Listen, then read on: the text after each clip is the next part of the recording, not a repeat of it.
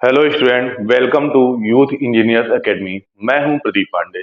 Student, आज की video में हम जानेंगे। देखिए, एसी ब्रिज पे डिपेंडेंट आपके बहुत से क्वेश्चन जेई एग्जाम में पूछे जाते हैं, ठीक ना।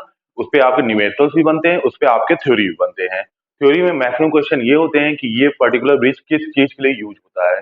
जैसे कौन सा ब्रिज इंडक्टेंस मेजर करता है, कौन सा ब्रिज कैपेसिटेंस मेजर करता है। ऐसे ही कुछ ब्रिज पे आपके न्यूमेरिकल्स आते हैं, ठीक है, जिसमें पैरामीटर्स की वैल्यू, आरएलसी की वैल्यू पूछी जाती है, या आपके क्वालिटी फैक्टर या डेसिपेशन फैक्टर की बात करते हैं, ठीक है ना। तो देखिए स्टूडेंट, आज की वीडियो में हम पहले तो एक ट्रिक जानेंगे, जिस ट्रिक की मदद से हम ये जज कर पाएंगे कौन सा ब्रिज क्या करता है, ठीक है ना। तो देखिए, पहला है लम्हों में चांद सी दुल्हन को याद करते हैं, ठीक है ना। लम्हों में चांद सी दुल्हन को याद करते हैं, ये एक शायरी नहीं है। इससे देखिए क्या करना है, कैसे हम याद करेंगे। देखिए बच्चों, लम्हों, LAMHO, एल रिप्रेजेंट कर रहा है आपका measurements of inductance, L for measurements of inductance, ठीक है ना। अब देखिए लम्हों में पहला letter Anderson bridge, M Maxwell inductance capacitance bridge, H H for Hay's bridge, मैं लिख दे रहा हूं, यहां छूट गया, H for Hay's bridge, Hay's bridge, ठीक है ना। और ओ फॉर ओएन ब्रिज।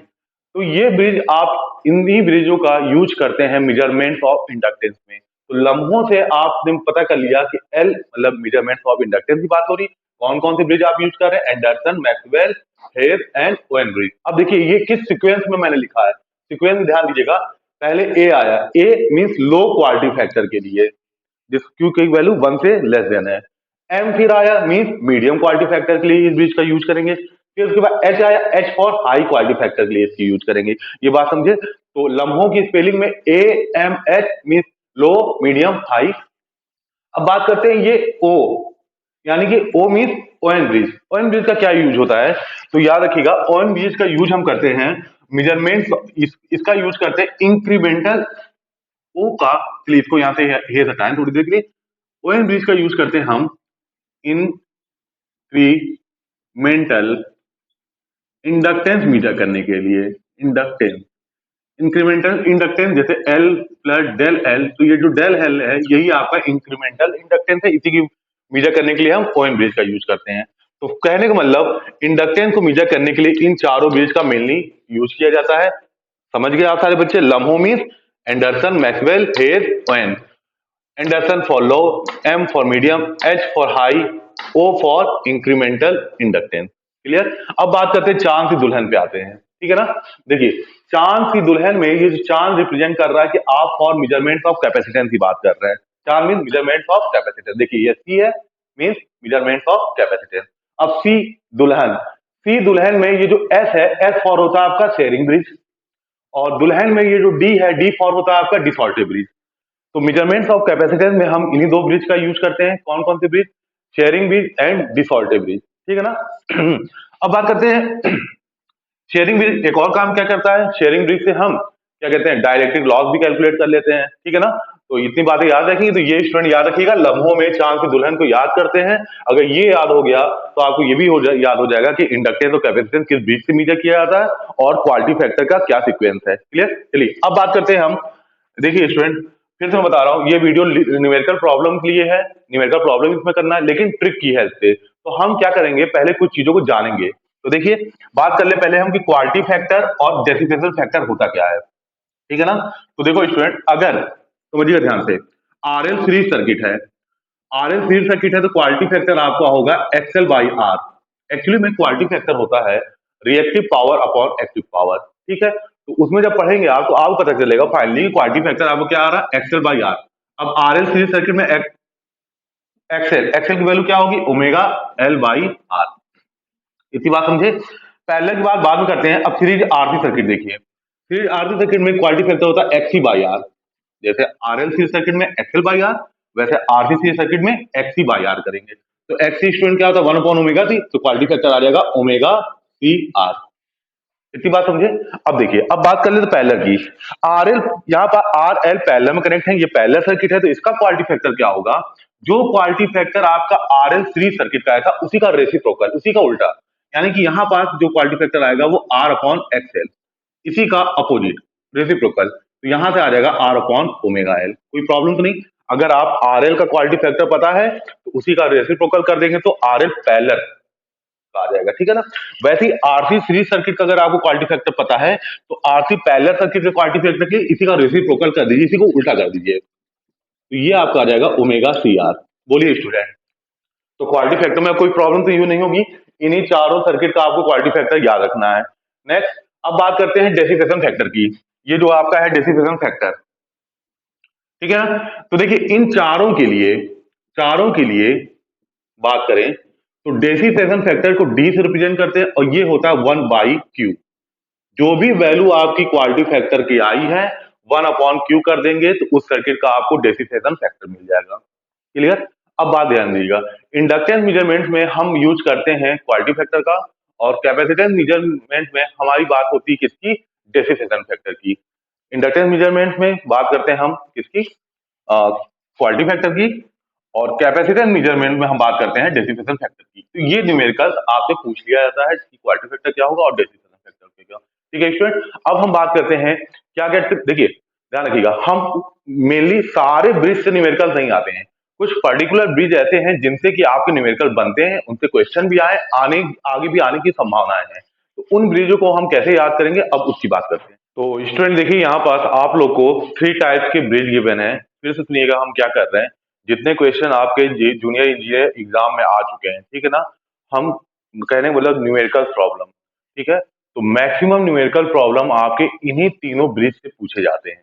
हाँ 2 ब्रिज और हैं उनसे क्वेश्चन आ सकते हैं क्योंकि वो इजी ब्रिज है, बट अभी हम किसकी बात कर रहे हैं, इन्हीं तीनों ब्रिज की, ठीक। तो देखिए स्टूडेंट ध्यान समझिएगा, ये तीनों ब्रिज क्या नाम है अगर एग्जाम में नहीं पूछा गया है, और मान लीजिए हम इसके नाम भूल गए तो भी छोड़िए, किस नेम से इसको जानते हैं। हाँ आपसे क्वेश्चन क्या होता है कि जैसे आपको R3 R2 R4 C4 की वैल्यू गिवन है, आपसे L1 R1 पूछा जा रहा है, यहाँ पास R3 R4 C2 की वैल्यू है, आपसे C1 पूछा जा रहा है, यहाँ पर R3 C4 R4 C2 की वैल्यू गिवन है, आपसे R1 C1 पूछा जा रहा है। यही सिंपल सा न्यूमेरिकल आया है।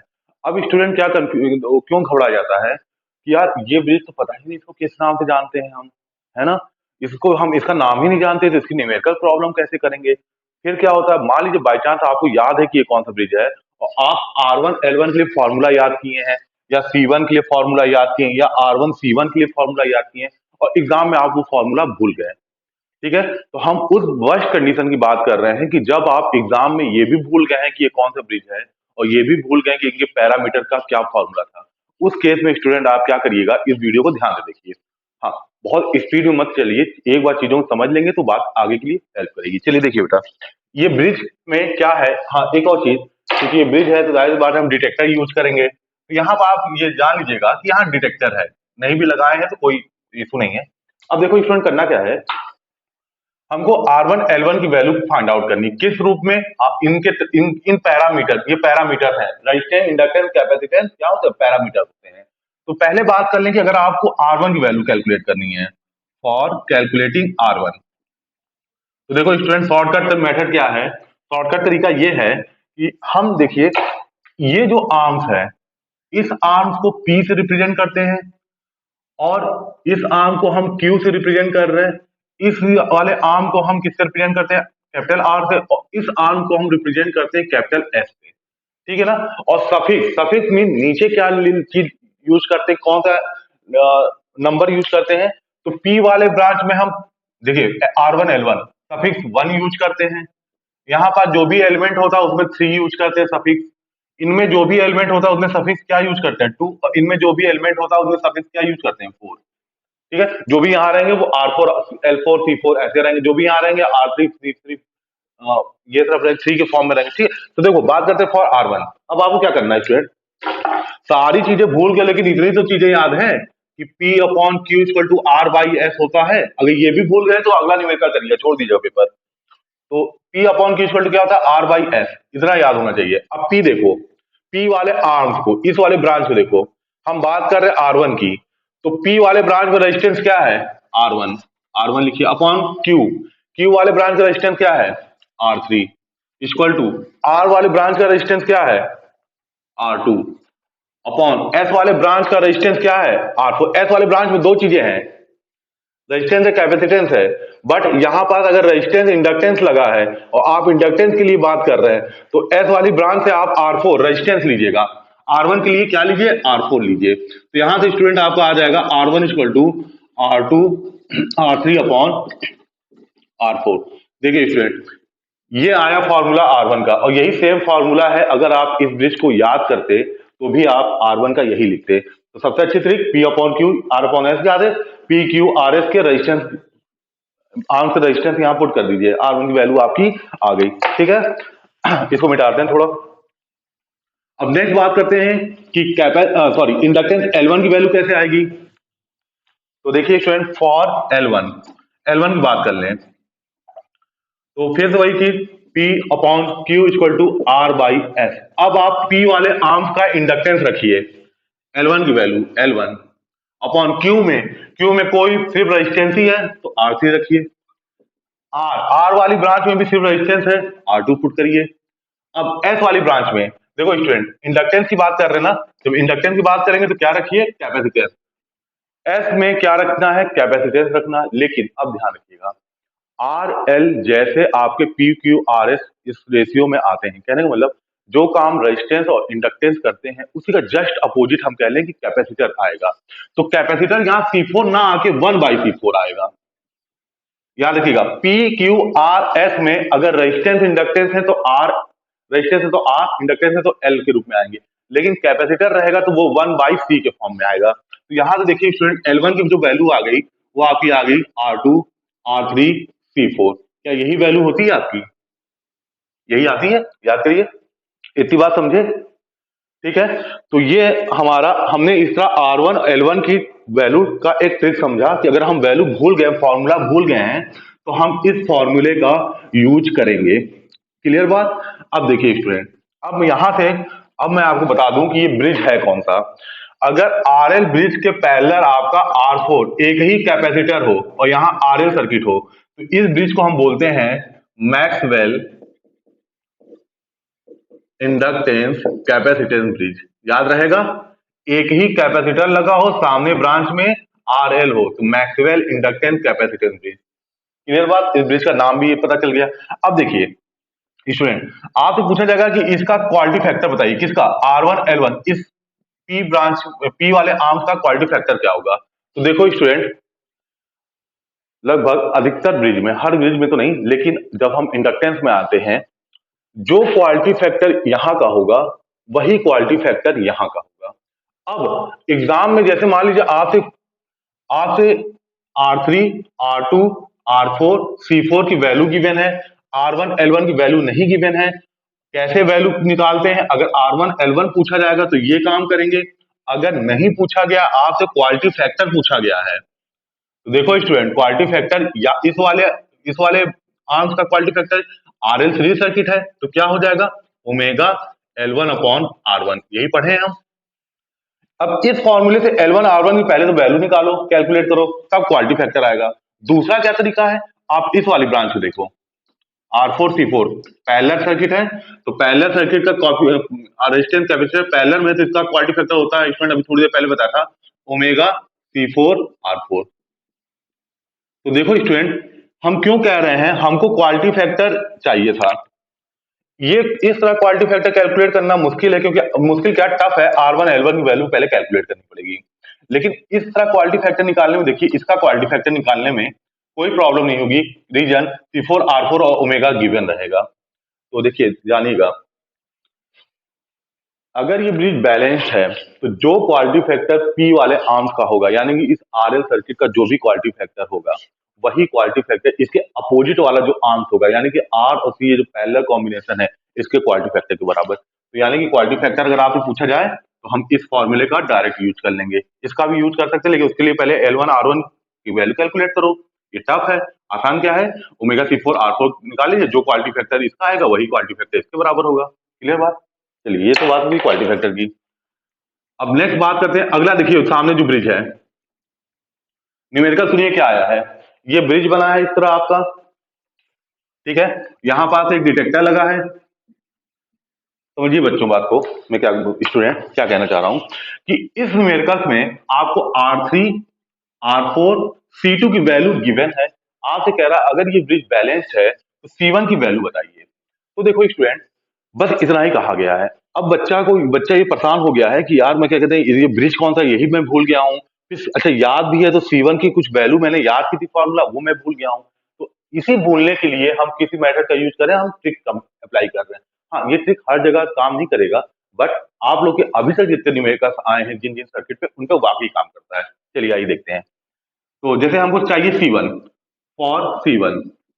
अब देखो स्टूडेंट, C1 के लिए हम याद रखेंगे P upon Q equal to R by S।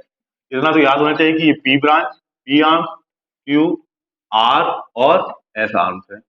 अब देखो स्टूडेंट, P हमें कैपेसिटर है, P की जगह क्या है, कैपेसिटेंस। सिर्फ इस वाले आंख में कैपेसिटेंस C1 है, लेकिन जब कैपेसिटर को पुट करते हैं तो 1 बाई C के फॉर्म में रखेंगे। तो यानी कि P की जगह क्या आ जाएगा, 1 अपॉन C1 अपॉन Q। देखो Q में एक रेजिस्टेंस ही है बस, R3 इक्वल टू R वाले आंख में देखिए कैपेसिटेंस है, तो इसको भी किस फॉर्म में रखेंगे, 1 अपॉन C2 के फॉर्म में।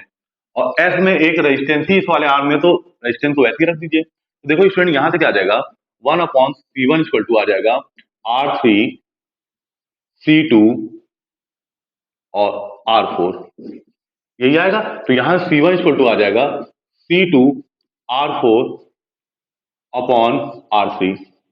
और आप देखिएगा, देखिए सारे बच्चे देख लीजिए एक बार, देखिए P की जगह 1 अपॉन C1, Q की जगह R3 है, ठीक है। R की जगह क्या है, R की जगह कैपेसिटर है तो 1 अपॉन C2 के फॉर्म में रखेंगे, और S की जगह रेजिस्टेंस है तो उसको इसी तरह रखा। तो 1 अपॉन C, R3 उधर गया, C नीचे आया, तो R3 C2 R4, ठीक है, यही वैल्यू आएगी आपकी कैपेसिटर की, आपकी ये वैल्यू आ रही है।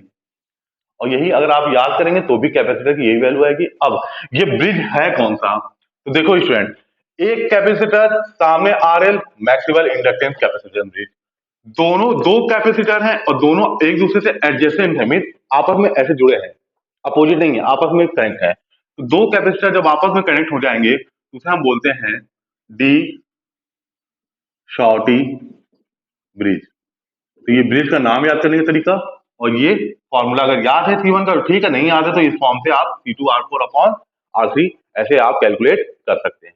क्लियर, चलिए इसको मिटाया जाए, मिटाया क्या जाए, अब बात इसी की कर लें यहाँ पर। अब देखो बच्चों, यहाँ भी एक डिटेक्टर है। पहली चीज, न्यूमेरिकल सुनिए क्या है, न्यूमेरिकल कैसा आएगा, R3 C2 C4 R4 की वैल्यू आपको गिवन है। आपसे बैलेंसिंग कंडीशन के लिए R1 C1 पूछा जा रहा है। फिर से बच्चा घबरा जाता है कि यार इस ब्रिज का क्या नाम है, हम अच्छा नाम भी याद है तो हमने कुछ याद किया था, R1 C1 क्या फॉर्मूला था, अब इतना समय है नहीं, हम भूल भी गए हैं। तो क्या करना है आपको, वही काम, देखिए फॉर R1, अब यहाँ बात समझिएगा, फॉर R1 के लिए आइए P upon Q equal to R by S। इसमें देखो बस एक चीज क्या याद रखना है, ये P वाले हैं, रजिस्टेंस की बात करें तो P का रजिस्टेंस क्या है, R1 रख दीजिए, अपॉन Q का रजिस्टेंस क्या है आपका, R3 है। R में कोई रजिस्टेंस नहीं लेकिन कैपेसिटर है, तो कैपेसिटर की वैल्यू कैसे पुट करते हैं, 1 अपॉन C2। अब देखो बच्चों, S S वाले आर्म्स में रजिस्टेंस क्या है, R4, R4 है ना। बट हम ये काम नहीं करेंगे जब हमारा यहाँ RC है। अगर RL है तो हम इसमें S में कौन सा रेजिस्टेंस क्या लेते हैं, R4 रेजिस्टेंस लेते हैं। लेकिन अगर RC है तो हम S वाले आंख में रेजिस्टेंस ना लेके कैपेसिटेंस लेंगे। तो यहाँ कैपेसिटेंस लेंगे तो 1 अपॉन C4 आ जाएगा, बस इतनी चीज आपको याद रखनी है, ठीक है ना। तो यहाँ से देखिए क्या आ जाएगा, ये आ जाएगा R1 इक्वल टू C4 और R3 इधर चले गए तो R3 C4 अपॉन C2, यही आएगा, चेक कर लीजिए। R1 की वैल्यू आएगी, देखिए C4 ऊपर चला जाएगा, R3 इधर चला गया तो R3 C4 और C2 नीचे आ गया, ये आपका R1 की वैल्यू आएगी। अगर आप भूल गए हैं तो इस मेथड से आप याद रखिएगा। हाँ ध्यान सुनो बेटा, इन दोनों में अंतर क्या है, जब हम हमारा यहाँ RL है तो S के लिए हम S में क्या लेंगे, R4, लेकिन जब हमारे यहाँ RC है तो रेजिस्टेंस जब निकाल रहे हैं तो RC है तो इसमें क्या लेंगे, C4, और कैपेसिटर हरदम 1 बाई C के फॉर्म में आएगा। क्लियर, चलिए इसको मिटाते हैं।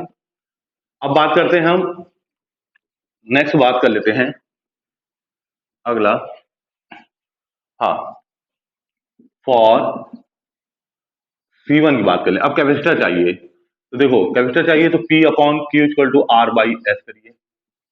देखो स्टूडेंट, P वाले ब्रांच में कैपेसिटर क्या है C1, लेकिन कैपेसिटर किस रूप में आता है 1 बाई C1 के फॉर्म में। Q वाले ब्रांच में कोई कैपेसिटर नहीं है, R3 है। R वाले ब्रांच में कैपेसिटर 1 अपॉन C2 के फॉर्म में आ जाएगा। अब देखो स्टूडेंट, S वाले ब्रांच में दो चीजें हैं, R4 C4। तो जब आप ये कैपेसिटर कैलकुलेट कर रहे हैं तो आप कैपेसिटर ना लेकर रेजिस्टेंस लेंगे, तो यहाँ क्या आ जाएगा सिंपली R4। तो यहाँ से देखिए आपका C1 इक्वल टू आ जाएगा R3 C4 अपॉन R4। देखिए यही आ जाएगा R3 C4 अपॉन R4। नहीं सॉरी, ये तो एक मिनट, ये उधर चला गया। हाँ, ये 1 अपॉन सी की वैल्यू आएगी ना, तो C इक्वल टू क्या आ जाएगा, C1 इक्वल टू आ जाएगा, देखिए चेक करिए 1 अपॉन सी, ठीक है। एक मिनट थोड़ा सा मैं वो कर लूँ, थोड़ा सा गड़बड़ा गया, एक मिनट।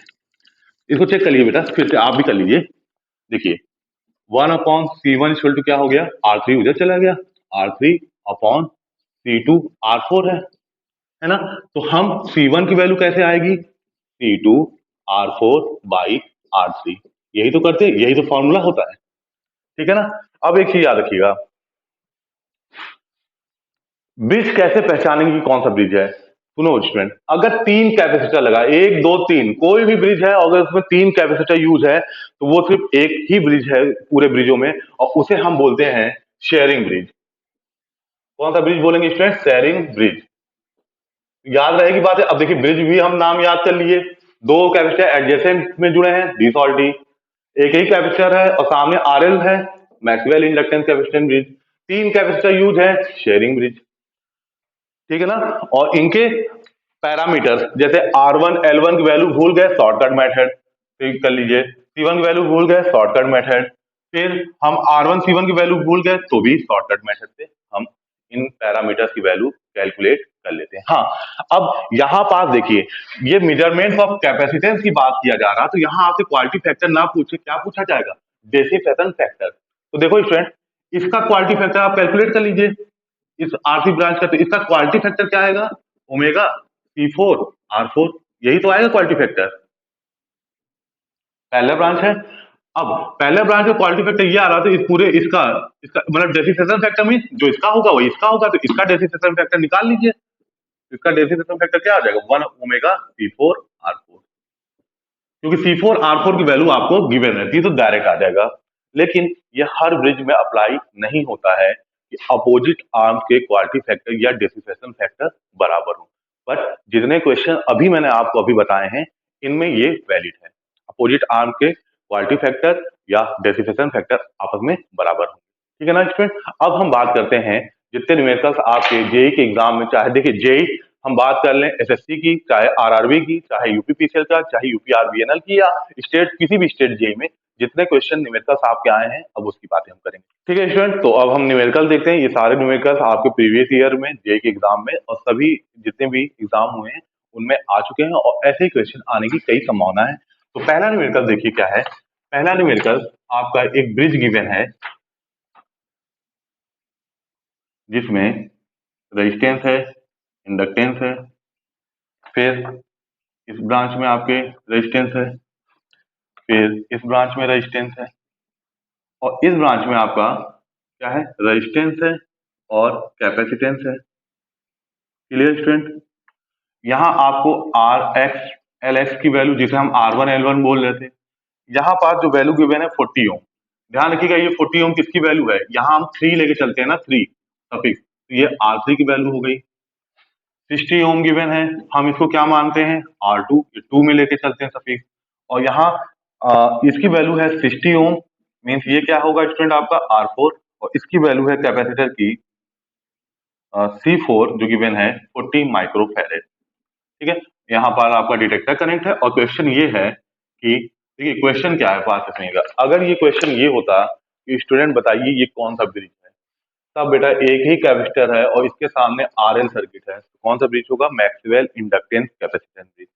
लेकिन आपसे ये नहीं पूछा गया कि ये ब्रिज कौन सा है, अगर ब्रिज भूल भी गए हैं कोई बात नहीं, आपको बेटा थोड़ी देर पहले मैंने शॉर्टकट तरीका बताया था ना, अगर आप आर और एल का फॉर्मूला भूल गए हैं फिर भी शॉर्टकट मेथड से हमने बताया था R X mean R one की वैल्यू क्या होती है R two R three by R four, यही तो आई थी, ठीक है ना, देख लीजिएगा। तो यहाँ से क्या आएगा, आर थ्री की वैल्यू आर टू कितना है 60, आर थ्री है 40 अपॉन आर फोर है 60। तो बड़े इजीली हमने आर एक्स की वैल्यू या आर वन की वैल्यू कैलकुलेट कर ली 40।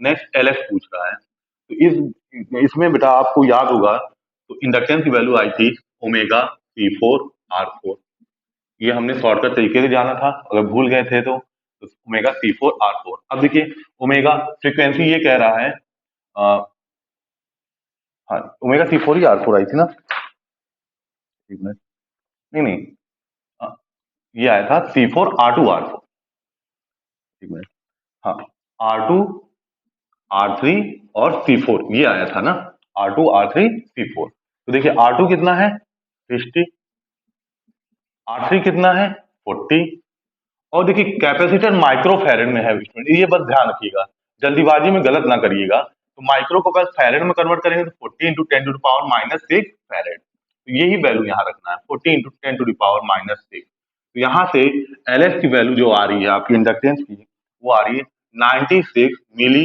हेनरी। क्लियर, तो ये एक क्वेश्चन था। हाँ इस क्वेश्चन में अगर ये कहा जाए कि इसका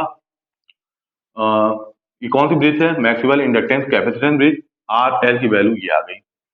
और बेटा इसी न्यूमेरिकल में अगर आपसे क्वालिटी फैक्टर पूछ लिया जाता तो देखो क्वालिटी फैक्टर इस ब्रांच इसका पूछा जा रहा है तो इसकी पहले एल एक्स और आर एक्स की वैल्यू निकालना पड़ता, उससे बेटर है कि इसका क्वालिटी फैक्टर निकाल लो। इसका क्वालिटी फैक्टर क्या हो जाता omega C four R four, calculate कर लेते, यही क्वालिटी फैक्टर इसका हो जाता। चलिए इसका मैं न्यूमेरिकल कराऊंगा खैर, चलिए और नेक्स्ट न्यूमेरिकल पे आते हैं, तो इस न्यूमेरिकल को जल्दी से मिटाते हैं। तो स्टूडेंट देखिए जितने क्वेश्चन आपके मैक्सिमम क्वेश्चन न्यूमेरिकल्स आपके मैक्सवेल इंडक्टेंस कैपेसिटेंस ब्रिज पे ही आए हैं, तो ये ब्रिज आप याद रखिएगा, ठीक है ना। नेक्स्ट हम देखते हैं, चलिए नेक्स्ट हमारा ये ब्रिज है,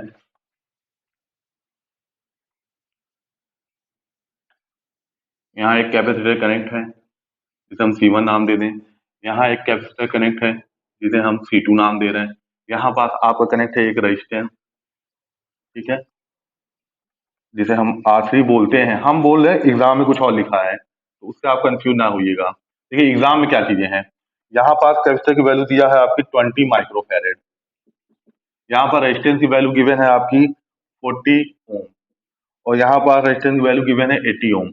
इसमें कंफ्यूज ना होना स्टूडेंट, इसी को हम R3 बोलते हैं, इसी अगर ये इसमें है तो C2 लेते हैं, तो 2 लेते हैं तो ये कैपेसिटर है तो ये क्या हो जाएगा C2 और ये क्या हो जाएगा R4, ठीक है। यहाँ पर डिटेक्टर लगा है, अब ये कह रहा है कि भैया डिटेक्टर में करंट की वैल्यू जो है वो है 0, तो आप क्या करना C1 की वैल्यू कैलकुलेट करिए। तो देखो स्टूडेंट इसमें अगर ये पूछा जाता कि ये कौन सा ब्रिज है तो दो कैपेसिटर आपस में एडजेसेंट जुड़े हैं तो आप क्या बताएंगे ये डी शॉर्टेज ब्रिज है, ठीक है ना। लेकिन ये चीज तो आपसे पूछा नहीं जा रहा, आपसे क्या पूछा जा रहा है कि C1 की वैल्यू बताइए। अब स्टूडेंट C1 की वैल्यू कुछ याद किए थे लेकिन हम भूल गए, तो हम अभी थोड़ी देर पहले मैंने बताया था स्टूडेंट कैसे हम शॉर्टकट इस्तेमाल करते हैं। तो शॉर्टकट मेथड से आपने देखा था कि C1 आया था C2 R4 बाई R3, इसी को पुट कर दीजिए, C2 है 20 into ten to power minus six, R4 आपका गिवन है 80 अपॉन R3 गिवन है 40। इनको स्टूडेंट कैलकुलेट करते हैं तो जो कैपेसिटेंस C1 की वैल्यू है या CX या C1 जो भी लिखा होगा उसकी वैल्यू आएगी 40 माइक्रो फैरेड। एग्जाम क्वेश्चन में यही क्या लिख दिया है, ये गिवन है CX, तो CX ही C1 है हमारा, ठीक है, कोई दिक्कत। चलिए इसको स्टूडेंट जल्दी से मिटाते हैं। अब नेक्स्ट न्यूमेरिकल की तरफ बढ़ते हैं, अगला न्यूमेरिकल देखिए क्या है। अगला न्यूमेरिकल जो तीसरा न्यूमेरिकल है हमारा थर्ड, वो है स्टूडेंट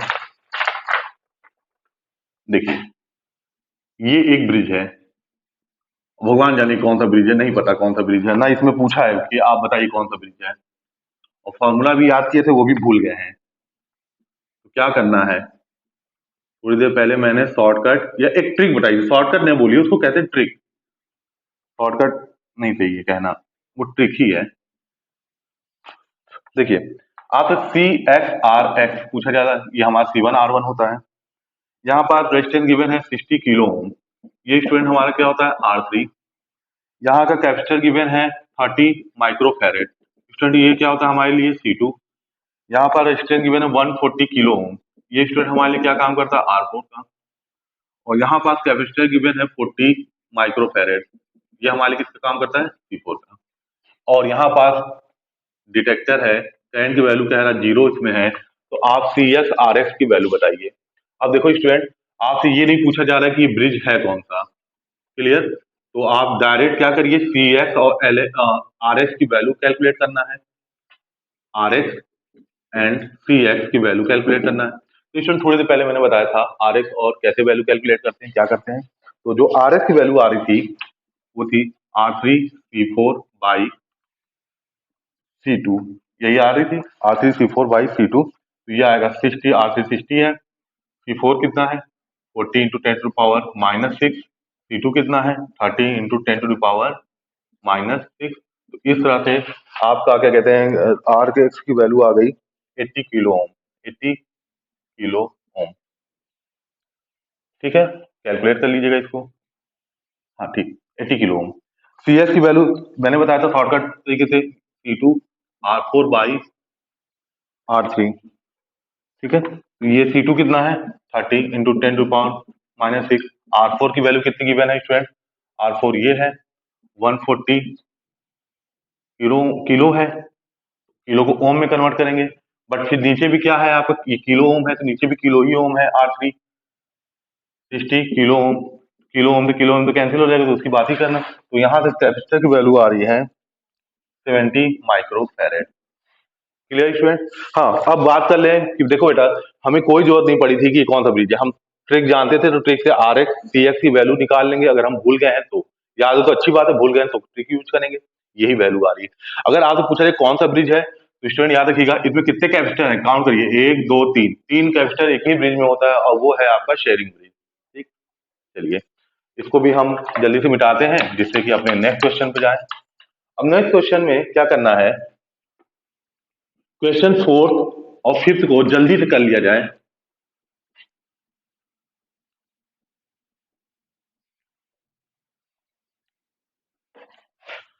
देखिए क्वेश्चन नंबर 4 जो है वो है फिर से आपका, देखिए ये एक ब्रिज है,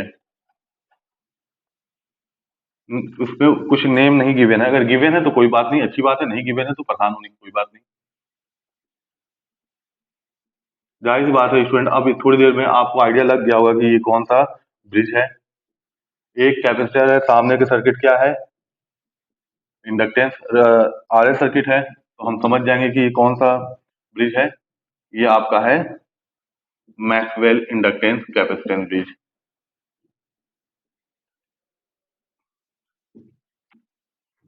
ठीक है, अब देखो स्टूडेंट क्या कहानी क्या है, ये कह रहे हैं बैलेंस है, मींस डिटेक्टर में कोई भी करंट नहीं फ्लो हो रही है। अब ये कह रहे हैं कि इसका क्वालिटी फैक्टर बताओ। देखिए बच्चों इस सर्किट का क्वालिटी फैक्टर होगा, ये आर एल सीरीज सर्किट है तो ओमेगा एल बाई आर ही होगा। लेकिन अब इनसे इस फॉर्मूले से कैलकुलेट करने के लिए क्वालिटी फैक्टर हमें क्या करना है, आर एल को पहले वैल्यू कैलकुलेट करें, ये थोड़ा लेंथी काम लग रहा है। तो इस पे आ जाओ, ये एक आरसी सर्किट है, इसका क्वालिटी फैक्टर क्या होगा omega C R mean C4R4। अब हम जानते हैं कि जो क्वालिटी फैक्टर इसका होगा वही इसका होगा, इसके क्वालिटी फैक्टर कैलकुलेट करने में समय ज्यादा लगेगा, इसलिए हम इस मेथड इस फॉर्मूले का यूज कर लें। रीजन C4R4 गिवन ही है, ठीक है। तो इस तरह हम क्वालिटी फैक्टर हम कैलकुलेट कर लेंगे। तो ओमेगा, हाँ यहाँ फ्रीक्वेंसी ये कह रहे हैं कि 50 हर्ट्ज से सप्लाई दी जा रही है, तो ओमेगा क्या होता है स्टूडेंट 2πf मीन 50। C4 कितना है 20 इंटू 10 टू पावर -6। R4 कितना है स्टूडेंट आपका, R4 है 60। तो यहाँ से हम क्वालिटी फैक्टर कैलकुलेट करेंगे, क्वालिटी फैक्टर हमारा आ रहा है 0.4। क्लियर, ठीक है ना। क्वालिटी फैक्टर बेटा इससे भी वही आएगा 0.4, लेकिन L1 R1 वैल्यू कैलकुलेट करना पड़ेगा ना, तो इसमें क्यों जाते हैं, जो इसका होगा वही इसका होगा, और इसमें क्वालिटी फैक्टर कैलकुलेट करना इजी है, तो कैलकुलेट कर लिया। ठीक, नेक्स्ट क्वेश्चन आइए, मिटाते हैं इसको भी जल्दी से, और वीडियो ज्यादा लंबी ना हो इसलिए मैं कोशिश करूंगा कि बस एक और न्यूमेरिकल हो जाए जल्दी से। हाँ एक चीज और, न्यूमेरिकल देखिए जितने भी जेई के एग्जाम में आए हैं अभी तो मैंने 4 ही क्वेश्चन किए हैं, लेकिन ऐसे ही 40 क्वेश्चन 50 क्वेश्चन आपके जेई के एग्जाम में पड़े हैं, ठीक है ना। तो ये ना सोचिए कि आप 4 ही क्वेश्चन बस करना सीखे हैं, नहीं, ऐसे आप बहुत क्वेश्चन आए हैं, उन सभी को करना सीख गए हैं। अब देखो स्टूडेंट, एक और ब्रिज है, ये कौन सा ब्रिज है मैं अभी बता दे रहा हूं।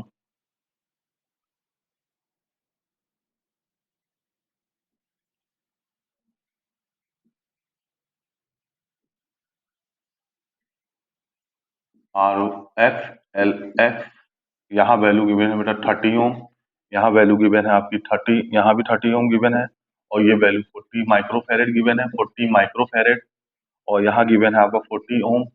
ये आपका डिटेक्टर है, आपको कह रहा है कि इसको सप्लाई कितनी दे रहे हैं, 50 हर्ट्ज की, ठीक है।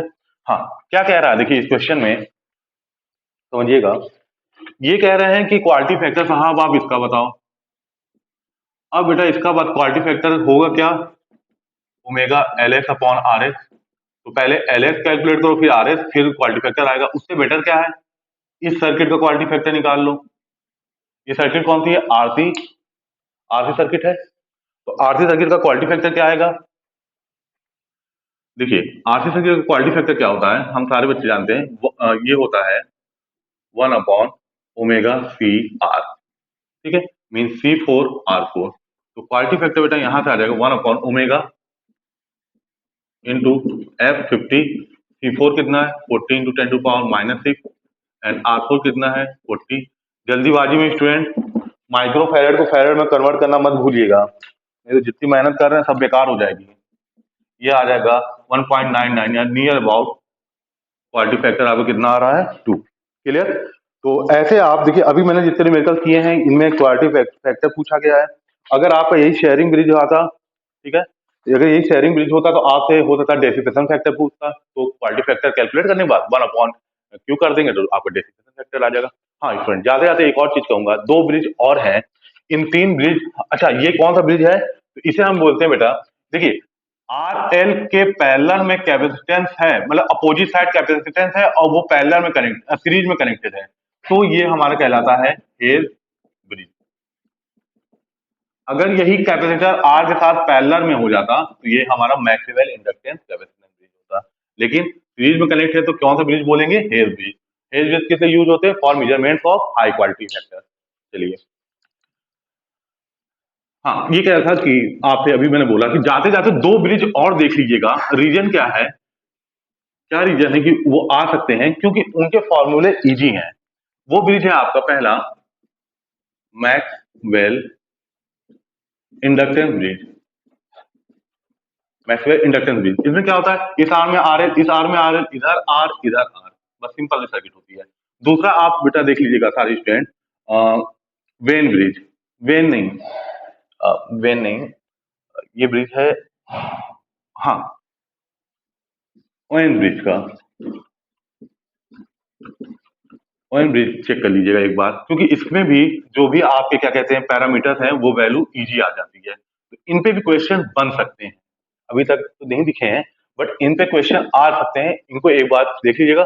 हेज ब्रिज पे जब भी न्यूमेरिकल्स आएगा आपसे क्वालिटी फैक्टर की ही बात करेगा, पैरामीटर्स की वैल्यू थोड़ी कॉम्प्लिकेटेड है, इसलिए जिस ब्रिज में पैरामीटर्स की वैल्यू कॉम्प्लिकेटेड होती है उनके न्यूमेरिकल्स बहुत रेयर केस है कि वो आए। न्यूमेरिकल उन्हीं पे बनते हैं जिनके पैरामीटर्स या तो आप याद कर सकते हैं या तो आप किसी और ट्रिक से यूज कर सकते हैं। तो स्टूडेंट आज के लेक्चर में इतना ही। आई होप आप इस लेक्चर से कुछ फायदा आपको मिलेगा। Thank you.